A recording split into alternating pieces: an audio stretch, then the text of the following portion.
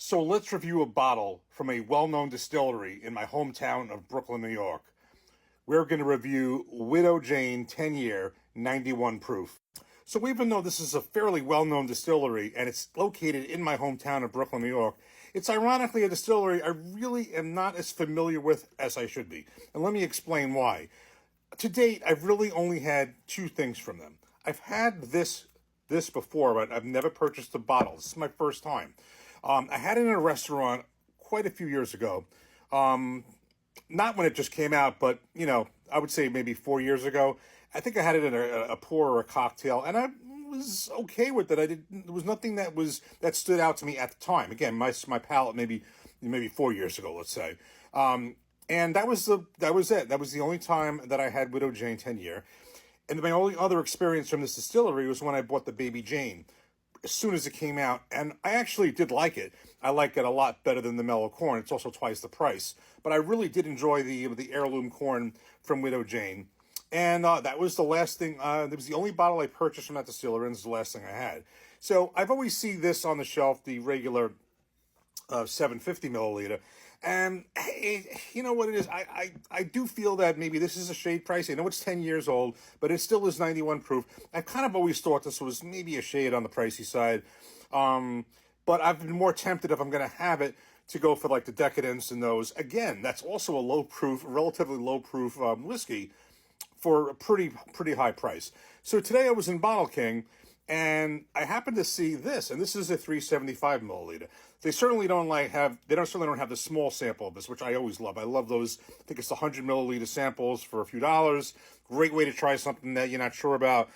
So they didn't have that, and I haven't bought the full bottle. But then I saw this, and I saw, usual 375s, Maker's Mark, the Woodford Reserve, stuff like that. But then I saw this in a 375, and this was for $39. Again, by me, it's about high 60s usually, sometimes even higher for this. So I said, you know what, for a half bottle of this for $3.75 for that price, I'm going to go for it. And, again, it's a half bottle, $3.75. I think this was a good opportunity for me to try it, get the bottle, really get into it. It's been a few years, and my palate has been through a lot since then. So the deal is this. This is Widow Jane. It is 10 years old.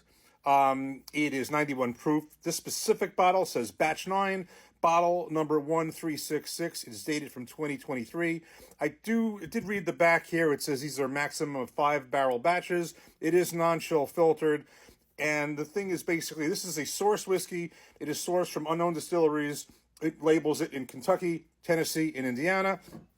So it's sourced. It comes to Brooklyn, New York, to their distillery, and that is where it is proofed and bottled. And the key part here is it is proofed with limestone mineral water from the Rosendale mines of New York, and that's where the name Widow Jane comes from, because I believe it is called the Widow Jane Mines. So this is the Widow Jane Distilling Company in Brooklyn, New York.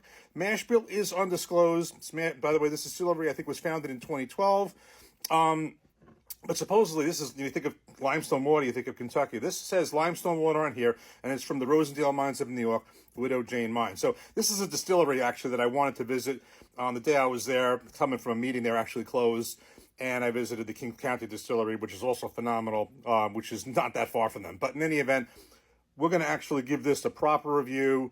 It's not a cocktail. It's an actual pour. We're going to really, really analyze this, and we're going to take a fresh look at it. Here we go. Nice cork pop. Okay, so we have this poured up. That really was a good cork pop. I'm just very, very happy I was able to kind of get this compromised bottle for myself where it was at a price that was okay, especially if I'm on the fence about it. And let me explain one thing that just came back to me as I was pouring this up.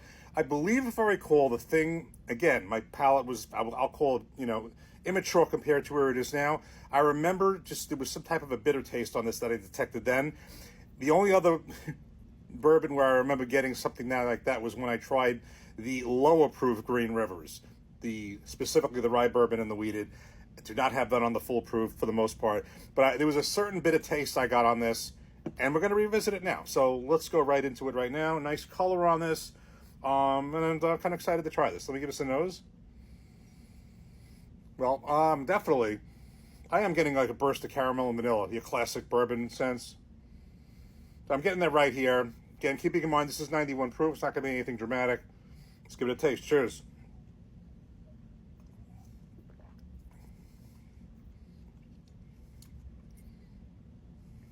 I got to do this again, a double.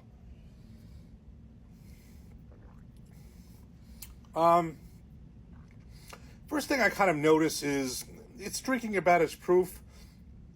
I don't know why I'm thinking it's tasting just a drop thin.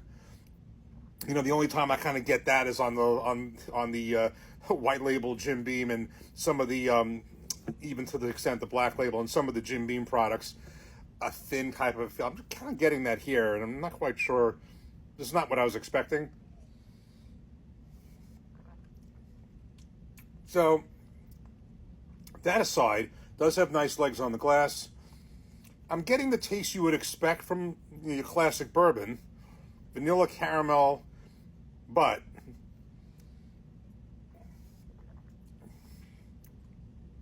I think I'm detecting something that I might have picked up then.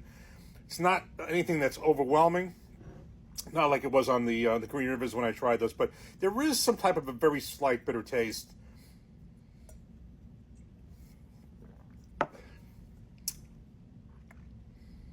Basically, I mean, my 2-second version here, I'm going to actually, sometimes, a lot of times I come back to stuff years later or, you know, months later when my opinion has changed. I actually now am seeing why I thought that even 4 years ago. And, you know, even though my palate was immature, it definitely picked up on something. There was definitely something there. And I'm kind of detecting it again. So I would say just on the first blush, and I bet there's maybe a lot of fans out there of this. And again, this is my hometown of Brooklyn, New York. So, you know, you can tell I'm definitely impartial. I always give impartial reviews. I'm always honest. I'm not overwhelmed with this. I'm going to be honest with you. I'm not overwhelmed with this. What I really would like to try, because, I mean, just the profile of it sounds really great. The decadence. I mean, just the maple syrup, and I love, you know, toasted bourbons. I haven't had too many maple syrup barrels since I think that's like this. I think basically it is, the expression is this. This is the flagship. I think it's this. I'm not sure if it's the same age. And then it is finished, I guess, in the maple barrel. So this one, okay, I don't know, maybe the Lucky 13, maybe better, maybe another 3 years. Maybe I think there's a 15-year. There's a bunch of other expressions. This is their flagship. And then I think everything else follows. So this is one of those cases where, even though I was a little more earlier in my journey, I think I was right on that one. So it's okay. I think it is a little thin, and I think it is just a slight bit of taste. And honestly, for a 10-year-old bourbon with a price in the high 60s, I would expect a little bit more. So I'd be curious your comments. I mean, this is just my honest opinion. Again, Brooklyn guy here, born in Brooklyn, raised 33 years in Brooklyn, and you know, it's okay. I mean, I'm going to get more into it. I might think otherwise. I'm very happy I got the 375 as opposed to the 750, but for now, that's the opinion here. Cheers. Take care.